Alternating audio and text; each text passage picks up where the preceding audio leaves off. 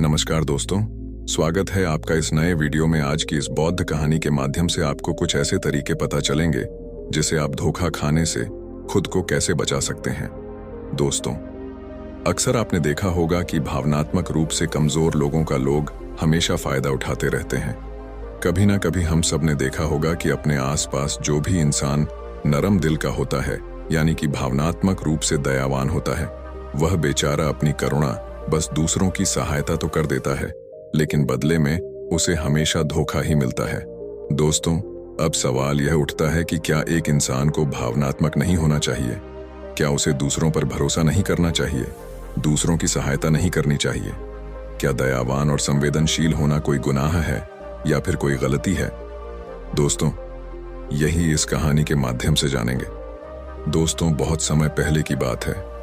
एक बार एक युवा लड़का जंगल के पेड़ों पर मुक्का मार रहा था। वह बड़े जोर जोर से मुक्का मार रहा था। वह अपने माँ का गुस्सा निकालने की कोशिश कर रहा था। शायद उसको किसी ने धोखा दिया था या फिर उसके साथ बहुत बुरा हुआ था, जिससे वह बहुत ज्यादा परेशान था। उसे कहीं भी शांति नहीं मिल रही थी। वह लगातार उसे पेड़ पर मुक्का मार रहा था, जिससे उसकी उंगलियां लहूलुहान हो चुकी थीं। इस जंगल में एक शीतल पानी का झरना था। वहां पर एक बौद्ध भिक्षु रोज संध्या काल के समय स्नान करने आया करते थे। यह उनका रोज का नियम था। आज जब वह बौद्ध भिक्षु इस रास्ते से स्नान करने के लिए उसे जंगल में आए, तो उसने उसे लड़के की हालत देखी। वह जोर जोर से चीख रहा था, रो रहा था और लगातार मुक्के मारे जा रहा था। उसे लड़के के आसपास कोई मौजूद नहीं था। इससे उसे भिक्षु को उस युवक की चिंता होने लगी। बौद्ध भिक्षु ने सोचा कि कहीं मैं इसे ऐसे ही छोड़ दूं और कहीं यह आत्महत्या कर ले। तो ऐसे विचार आने के बाद भी वह कुछ नहीं बोले और लगातार उसे युवक की तरफ देखे जा रहे थे। भिक्षु एकदम चुपचाप खड़े हुए थे। उसने युवक से कुछ नहीं बोला, कुछ नहीं कहा, बस वह उसको देखे ही जा रहे थे। कुछ देर तक तो उसे युवक ने उसे भिक्षु को नजरअंदाज किया, लेकिन कुछ देर बाद उसे अजीब सा लगने लगा। तब उसने सोचा कि ना तो यह मुझे रोक रहे हैं और ना ही कुछ कह रहे हैं। यह तो बस मुझे देखे जा रहे हैं। इसका क्या मतलब है? बड़ा अजीब आदमी है। ऐसे ही विचार उसे लड़के के मन में उठने लगे थे। जब कुछ देर बाद भी वह भिक्षु कुछ नहीं बोले, तो लड़के ने अचानक से उससे पूछा, मान्यवर, आप अपने रास्ते क्यों नहीं चले जाते? आपको क्या मतलब है? खड़े हुए मुझे देख क्यों रहे हैं? फिर भिक्षु ने बड़े शांत स्वर में कहा, बेटा, मैं तुम्हें रोक नहीं रहा हूं, तुमसे कुछ कह नहीं रहा हूं, तो मुझे तुम्हें क्या परेशानी है मेरे ही तरह? यह पेड़ पौधे, ये पक्षी, ये सब तुम्हें तो देख ही रहे हैं। जब इसे तुम्हें कोई परेशानी नहीं है तो मुझे क्यों परेशानी है? यह सुनकर लड़का और जोर से चिल्ला कर बोला, मुझे सबसे परेशानी है। मैं सबसे नफरत करता हूं। यहां पर सब धोखेबाज और गद्दार हैं। कोई किसी का नहीं होता इस दुनिया में। और इस तरह बोलते बोलते वह फूट फूट कर रोने लगा और रोए जा रहा था, और बौद्ध भिक्षु उसे देखे जा रहे थे। वह उसे चुप करने की कोशिश भी नहीं कर रहे थे। यह बात तो उसे लड़के को और ज्यादा अजीब लगी। अब रोना छोड़कर उसे लड़के ने चुप होकर उस भिक्षु से कहा, बड़े अजीब आदमी हैं आप। आपके सामने कोई इंसान दुखी है, परेशान है, और आप उसे चुप भी नहीं कर सकते हो। आपके मन में बिल्कुल भी संवेदना नहीं है। आपको अपने साधु होने पर लाजमी होना चाहिए। और ऐसे ही न जाने क्या क्या जली कटी बातें वह युवक उसे भिक्षु को सुनने लगा। कुछ देर बाद जब युवक का सारा गुस्सा निकल चुका, तब भिक्षु ने बड़े ही शांत स्वर में कहा कि आज मैं तुम्हें कंधा दे सकता हूं, तुम्हारे आंसू पूछ सकता हूं, लेकिन इससे तुम्हारी समस्या का समाधान नहीं होगा। कुछ देर के लिए तुम्हारा मन बदल जाएगा, बस उसके बाद वही जिंदगी, वही लोग जो तुम्हें आज कंधा देने के लिए भी तुम्हारे पास नहीं है।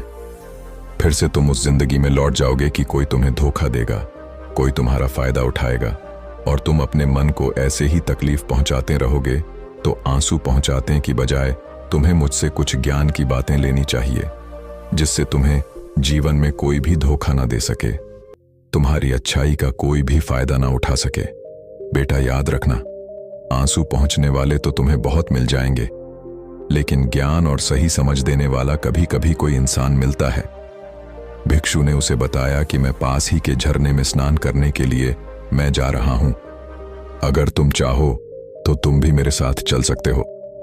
यहां पर अकेले परेशान होने से अच्छा है कि तुम झरने की शीतल पानी में स्नान करो, जिससे तुम्हारा दिमाग, मन, मस्तिष्क और तुम्हारा शरीर सब कुछ पवित्र हो जाएगा। यह सुनकर वह लड़का उसे भिक्षु के पीछे पीछे चलने लगा। जंगल के बीचों बीच रास्ता झरने की तरफ जाता था। जंगल में सन्नाटा छाया हुआ था। उनके पैरों तले सूखे पत्तों की चरमराने की आवाज पूरे जंगल में गूंज रही थी। आज पूर्णिमा की रात थी और आसमान में चांद अपनी उजली रोशनी जंगल में फेंक रहा था। उस रोशनी में दोनों उस झरने की तरफ बढ़ते चले जा रहे थे। रास्ते में चलते चलते उस युवक ने भिक्षु से कहा, मान्यवर, आपकी जिंदगी मस्त है। आपको किसी चीज की कोई परेशानी नहीं है। क्या आपको पता है कि दुनिया में कैसे कैसे लोग बसते हैं? कितने धोखेबाज, कितने मुख्तार, और सबसे बड़ी बात, अपने लोग ही धोखा देते हैं, जिसे हम प्रेम करते हैं, जिनको हम अपना मानते हैं। जब उन्हें से ही धोखा मिलता है तो कैसा महसूस होता है। कभी कभी तो ऐसे लगता है कि भोले और दयालु लोगों के लिए यह दुनिया नहीं बनी है, यह सिर्फ धोखेबाजों के लिए है। हमारे जैसे लोग जो दूसरों की सहायता करते हैं, दूसरों को अपना मानते हैं, वह हमेशा जीवन भर दुख में रहते हैं। यही जीवन की सत्यता है। घट घट कर मारना पड़ता है। आपने सही किया, ऐसी जिंदगी को त्याग दिया, पीछे छोड़ दिया। अब बस अपने में मत, किसी से कोई परेशानी नहीं है, किसी की कोई चिंता नहीं है। मैं भी सोचता हूं कि मैं भी संन्यास ले लूं, छोड़ दूं इस दुनिया को। यह सुनकर उस भिक्षु ने कहा, बेटा तुम्हें क्या लगता है, सन्यासी जीवन बहुत आसान होता है? भिक्षु ने बड़े शांत स्वर में कहा कि तुम्हें तो 2 वक्त की रोटी तो शांति से मिल जाती है, हमें तो कभी कभी वह भी नसीब नहीं होती। अगर मिल जाए तो हम खा लेते हैं, वरना हमें तो भूखा ही सोना पड़ता है। यही सन्यासी जीवन है। हमें हमेशा नीचे सोना पड़ता है, सिर्फ एक लंगोट में रहना पड़ता है, चाहे कैसा भी मौसम क्यों ना हो। बेटा, ये सब तुम्हें आसान लगता है तो तुम भी सन्यासी बन जाओ। फिर युवक ने कहा कि आप कहते तो ठीक ही है, संघर्ष तो दोनों तरफ है, सांसारिक जीवन में भी और सन्यासी जीवन में भी। वैसे सांसारिक जीवन भी अच्छा है, लेकिन तब तक जब तक घर परिवार में सुख शांति बनी रहे, धोखा ना मिले, हमारे लोग हमारा फायदा ना उठाए, हमसे झूठ ना बोले, हमें धोखा ना दे, तो जीवन जीने का आनंद होता है, वरना तो जीवन नर्क हो जाता है। फिर भिक्षु ने कहा, देखो, सन्यास अपने मन से लिया जाता है। जब हमारा मन कहता है कि हमें सन्यास के मार्ग पर सफलता हासिल करनी है, आगे बढ़ाना है, तो ही सन्यासी जीवन सफल हो। पता है, लेकिन तुम अपने घर से परेशान होकर, दूसरे लोगों से परेशान होकर सन्यासी बनना चाहते हो, तो तुम्हारा सन्यासी जीवन भी कभी सफल नहीं होगा। इससे अच्छा तो तुम सांसारिक जीवन में अगर कुछ तरीके, कुछ नियम अपनाओ, तो दूसरे लोग तुम्हें धोखा नहीं दे पाएंगे। सबसे पहले तो यह समझो कि धोखा उन्हें ही मिलता है जो भावनात्मक रूप से कमजोर होते हैं, जिनके दिल जल्दी पिघल जाता है, जो दूसरों को दुख में नहीं देख पाते। ऐसे लोगों के साथ धोखे होने की संभावना ज्यादा होती है, क्योंकि कोई भी आदमी अपनी परेशानी बताकर, अपने को दुख में बात कर तुम्हारा फायदा उठा सकता है। क्या पता वह झूठ बोल रहा हो या वह दुखी होने का नाटक कर रहा हो, लेकिन आपको तो सच ही लगेगा, और उसके कुछ समय बाद आपको पता चलता है कि आपके साथ धोखा हो गया। उसके बाद आपका मन अंदर से टूट जाता है। इसीलिए सबसे पहले इस बात का ध्यान रखना कि किसी भी व्यक्ति को यह एहसास मत होने दो कि तुम भावनात्मक रूप से कमजोर हो। अंदर से तुम्हारा दिल नरम है। अगर उन्हें यह कमजोरी पता चल गई तो वह कोई ना कोई जल रचकर आपका फायदा उठाने की जरूर कोशिश करेंगे। चाहे आप अंदर से संवेदनशील हो, लोग दूसरों की मदद करने वाले हो, लेकिन किसी को एहसास मत होने दो। ऊपर से कठोर बने रहो। जब लोगों को लगेगा यह आदमी कठोर है, तब वह लोग जो झूठ है, मक्कार है, वह आपके पास आएंगे ही नहीं।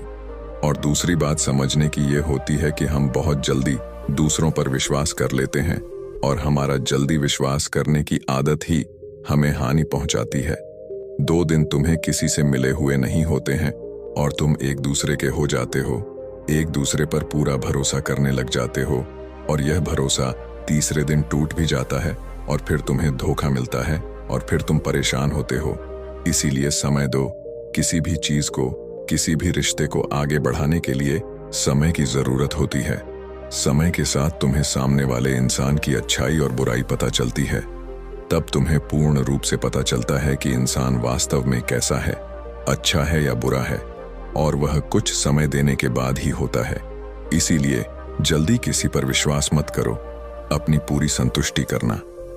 अगर तुम किसी के साथ लंबे समय तक भरोसा करना चाहते हो या किसी के साथ कोई संबंध बनाना चाहते हो, कोई दोस्ती करना चाहते हो या फिर किसी की मदद करना चाहते हो, तो इन सभी परिस्थितियों में तुम्हें यह जरूर पता होना चाहिए कि दूसरे लोग उसे इंसान के बारे में क्या सोच रखते हैं। इसके बाद तुम जीवन में कभी भी धोखा नहीं खाओगे और तुम्हें कभी भी धोखे की वजह से पछताना नहीं पड़ेगा। इसी तरह की बातें करते हुए भिक्षु और वह लड़का दोनों जंगल से बाहर आ गए और अपने अपने घर को चले गए। दोस्तों, ये कहानी से हमें यह सीख मिलती है कि जीवन में सब लोगों के ऊपर भरोसा करना गलत है, क्योंकि ये भरोसा हमें बहुत दुखी करता है। इसीलिए आप जिसे जानते हो उसी लोगों के ऊपर भरोसा करो।